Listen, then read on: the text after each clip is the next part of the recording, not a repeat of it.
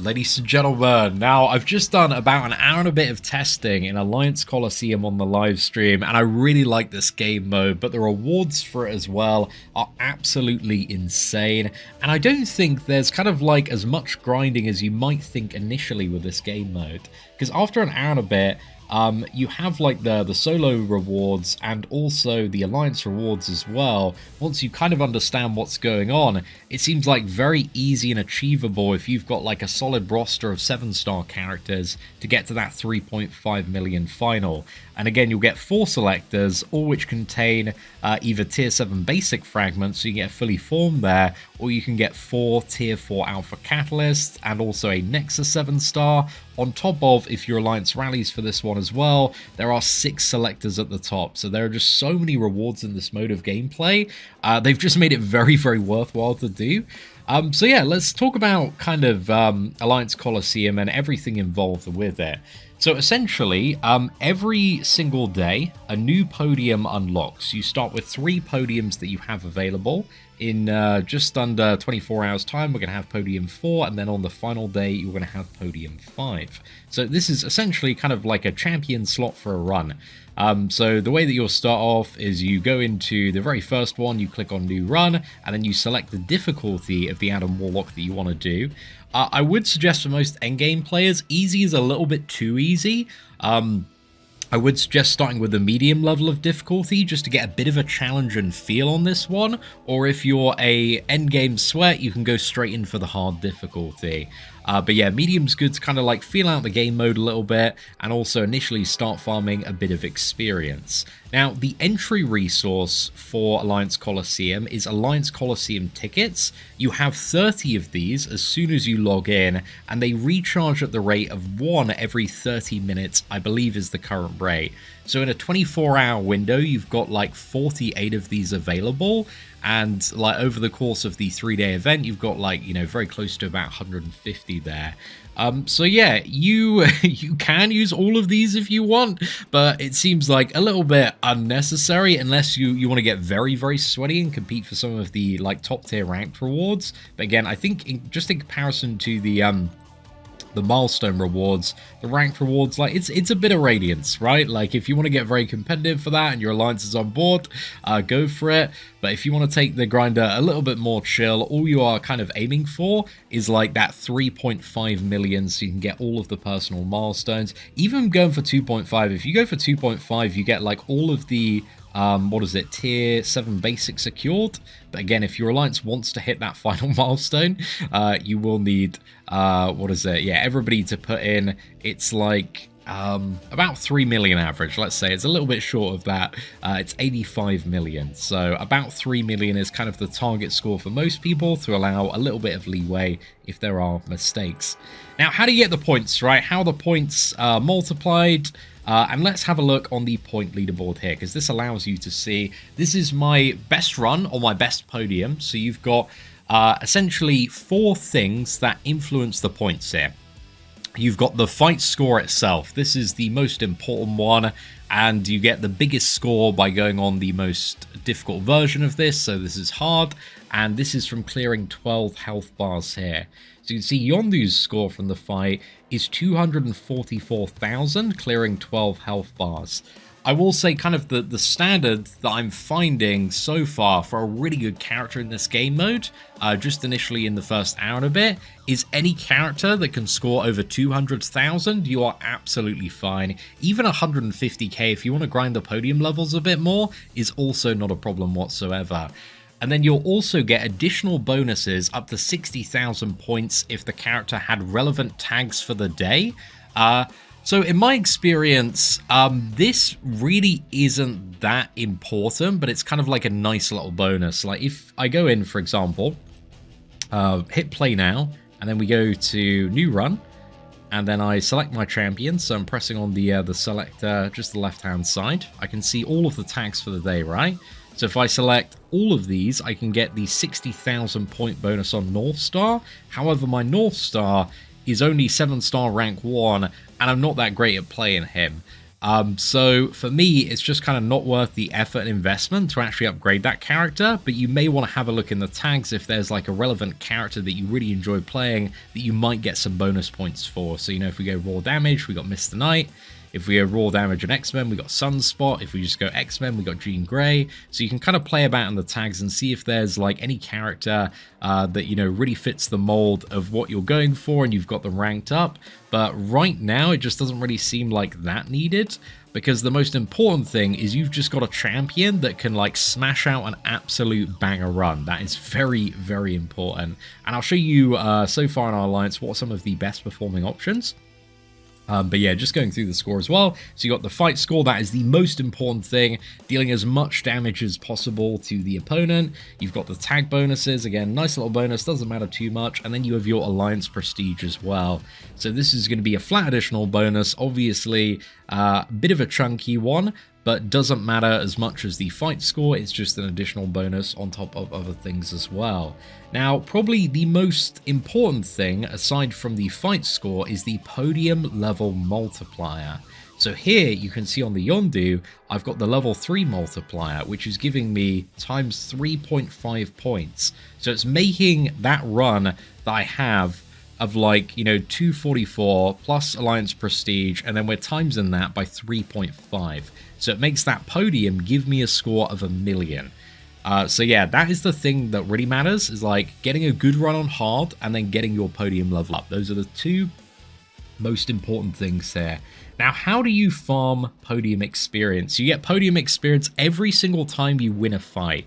And in my experience so far, testing out experience farming on the 3 different difficulties, because you have the easy difficulty, the medium, and the hard, you can farm experience on any one of these. If you're just looking for a hilariously face roll time, easy can be the way to go. You get experience based on your performance in the fight and how far you get into that fight and how much damage you deal. So in a way, it's kind of associated with your score. But just to give you the cliff notes overall, I think medium is kind of the chillest way to farm experience because it's not really that punishing at the start if you do make some mistakes. Hard is the best bang for your buck. If you are getting super sweaty on this, if you're rinsing every single ticket, if you want maximum podium XP, you can farm the hard difficulty and that is the way to go. But if you're just looking to chill and kind of gradually get your podium XP up and just play about with a few different champions, like farming medium's really, really chill. And you have plenty of tickets, plenty of entries in order to at least get your podiums all to level 3 very, very easily. Because that's kind of the goal as well. You know, if you have champions that can do a decent run on hard, you don't need to go all the way up to really like level 4, 5, 6, 7, 8. That's just for the people that want to get very sweaty and compete with the ranked rewards. The personal milestones appear to be entirely possible with just a kind of mix of like level 3 and 2 podiums, depending on how hard your big carries are, right? And how much of a score you're getting. So if you've kind of got a roster of characters that can base, you know, do 10 health bars and get like a 200k score on the hardest difficulty, then yeah, you just need like a few podiums at level 3. If I also got kind of the Venom and Gamora one up to level 3, I'd probably be about 3 million points today. And you know, I could push up the Yondu one to level 4 as well. And then I've got all milestones before, you know, day 2 and day 3 unlock. And then I've got the option to get a couple more million points on top of that. So overall, so far, just my first impressions for the requirements, man, it does seem pretty chill. And I'm really enjoying it a lot more than raids on the debut, just because, yeah, it's very, very satisfying. We'll go into a fight in a second just to break everything down.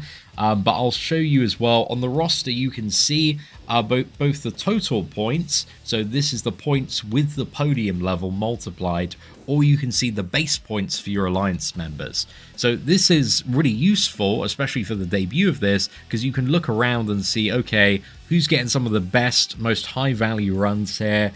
You can see I've got a nice run with Yondu, that's about 300,000. Theory has like an amazing lineup of runs there, with like Okoye, Spiral, America Chavez. The Catalyst has an insane run with White Tiger there. That is a really, really good run. That is like a 288. That's 14 health bars there. So yeah, White Tiger absolutely cooking. That's a rank 3 as well. So it's really cool that you can get kind of more information on inspecting characters from your alliance members.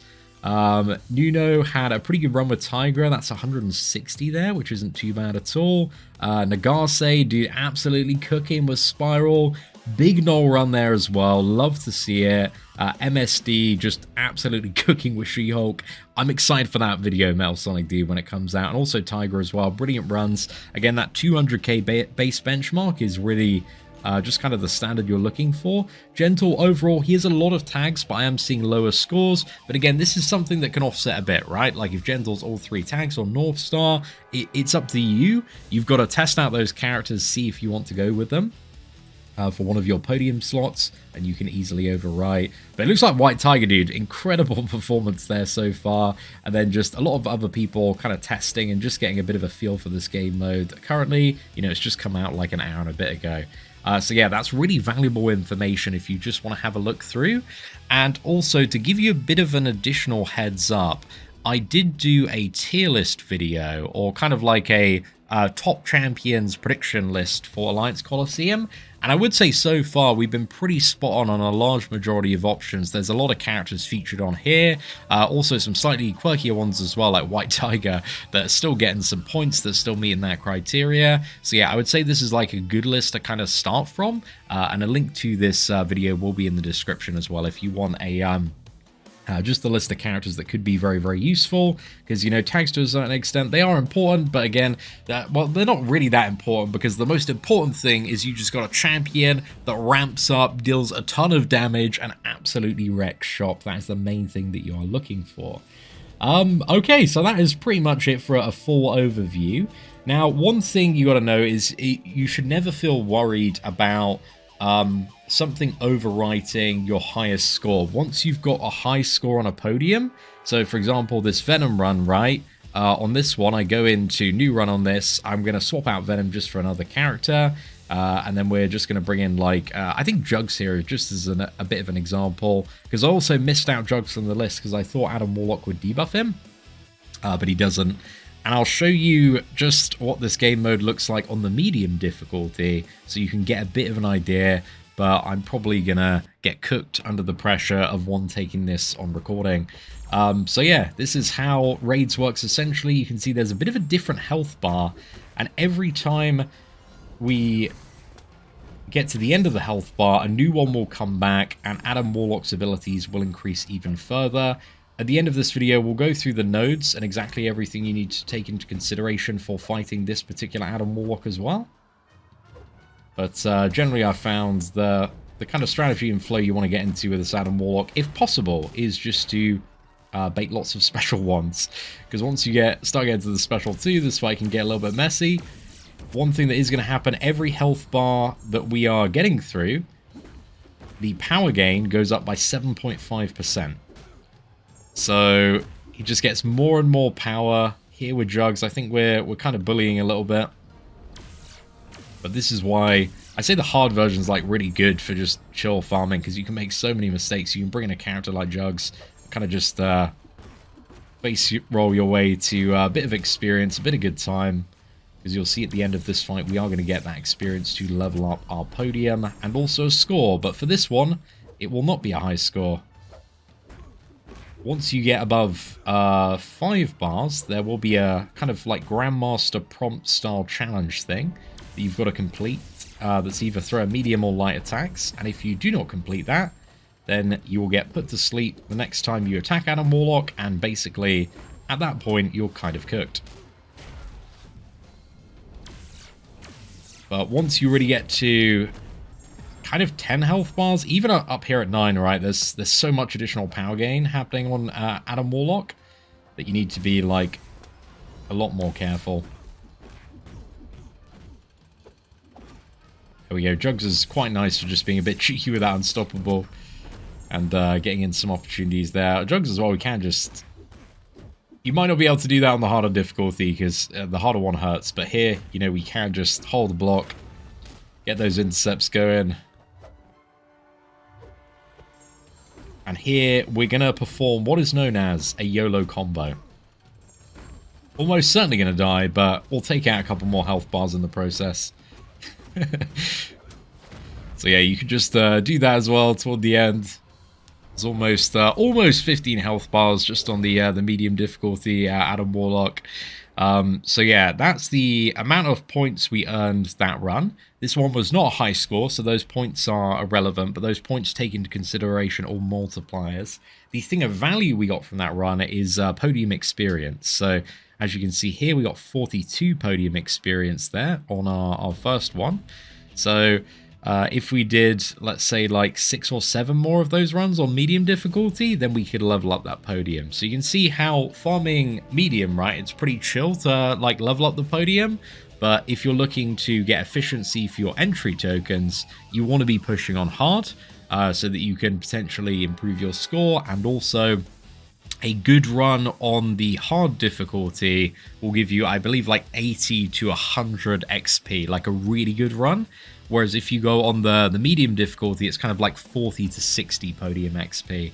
So yeah, medium's more chill to farm, but again, it just does not have the option to have a bigger high score and overall the higher rate of experience per entry. So yeah, it's kind of up to you which one you want to focus on and do there. Okay, so going back to the fight, and again, we use Juggernaut for that, but our high score is perfectly intact again, unless you get a new high score for the run itself for that particular slot, it will not replace your highest score. So there's a lot of option to just kind of experiment with this whenever you want, you know, just bring in characters, have a little bit of fun, figure out what you want to use, and yeah, it's a pretty good time there. But let's talk about the nodes as well for this one. So for the hard difficulty Adam Warlock, you have a small incinerate debuff that's going on. Also increases the defender's ability power rate by 100% while the attacker is suffering from a debuff. So the power gain, you know, it does get pretty nasty in this fight as well. But I imagine incinerate immune champions can be a little bit useful for that. But yeah, as long as you're staying aggressive, you won't get hit by that one. And then we have probably the most difficult node, which is the Ardus Coliseum. So once 5 health bars have been cleared, and this is the one I was showing in the Juggernaut matchup, you basically get like a Grandmaster fight prompt that's either do 3 medium attacks or 5 light attacks, and you need to do this prompt before the timer expires, or else the next time you attack in with a basic attack, you get put to sleep, and if he is ramped up enough, you are just going to get absolutely wrecked. And how does this character ramp up? So the Glorious Coliseum is the ramp node here. The defender is immune to Innovate, the attacker cannot increase the potency of their power drain, burn or steal effects, and cannot reduce the defender's attack below 50% of its starting value, and then for each health bar cleared, Adam Warlock gains 50% increased damage. So yeah, after a couple of health bars down, dude, he does not mess about whatsoever with his damage output. He hits very, very hard. And he also gains additional combat power rate as well, bypassing attribute locks, and additional resistance to the attacker's power drain, burn, and steal effects up to a maximum of 100%. So yeah, even with all this additional power rate, you basically, if you want to get deep into this fight, can't rely on those power drain, burn, or stealing characters to control that. And then the final thing is a damage cap that we talked about a little bit earlier in the Champions video. But basically, from a single hit, you can do a maximum of like 1.6 health bars. So if you got a completely fresh health bar at 100%, you can nuke that one down. It goes to the second one, but it will always stop at 40% of the next health bar. So this prevents like Proxima Midnight, for example, from just like clearing like 10 health bars in one. So yeah, just keep that one in mind as well. And then yeah, Special 2 bias and also enhanced Special 3. So overall, once you get used to the Adam Warlock, it's really like not the craziest fight in the world. The most tricky thing about this fight is the fact that the kind of deeper you get into it, just the more hectic it gets with the power gain. And then the second thing is on the kind of Grandmaster prompt node is for every health bar you clear, the time to do the prompts reduces by 1 second. So yeah, it gets really tricky to do this once you're kind of above like 10, 12 health bars cleared, because you are going to have like no time whatsoever to do 3 medium attacks or 5 light attacks. So it's kind of like getting, you know, 2 combos or like 2 kind of broken combo opportunities there. It is tricky to do, dude. This fight tries everything it can once you get above like 10 health bars to absolutely rinse you. So just keep that one in mind as you're progressing. But yeah, overall, the game mode is going to take a little bit of getting used to because there are all of these things. But I feel like if you sit down, you play it for an hour or so, if you have the time to do that, then it is pretty chill. One thing I kind of wish for Coliseum is that maybe it was spread out a bit more, because I think, like, in order to grind the milestones as well, even if you know what you're doing, I think it's like 1.5 to maybe like 2.5 hours. Again, for some people that's going to be potentially a little bit longer as well, but just having that over 3 days, like, sometimes can be a bit of a tight requirement to actually find that time over the 3-day period. And I appreciate as well some of the challenges maybe of spreading it out over 7 days for the more, you know, competitive people that want to be very sweaty. But it just feels like very rushed on a 3-day timer is just kind of my initial impression and assumption on that one. But yeah, overall, I think it's a good improvement on Alliance raids, and I think it is a much better thing to do than Alliance Quest. So yeah, jump in, have a little bit of fun, see how you find it, and let me know in the comments section below. I'm looking for those champions that can just bang out the 200k plus runs easy. I can definitely get 200k on Venom. That was like my first try there. But yeah, I'm really interested in those characters that can just put up like a 200k base fight score, because those are going to be, you know, the real meta for Alliance Coliseum. So yeah, I imagine we're going to have a lot of things coming out with more information on Coliseum this week. But yeah, let me know any sort of very interesting findings in the comments section below. And if you did enjoy this video, please do smash that like button. That'd be greatly appreciated. Thank you all very much for watching. Take care, and I hope that you have an absolutely fantastic day.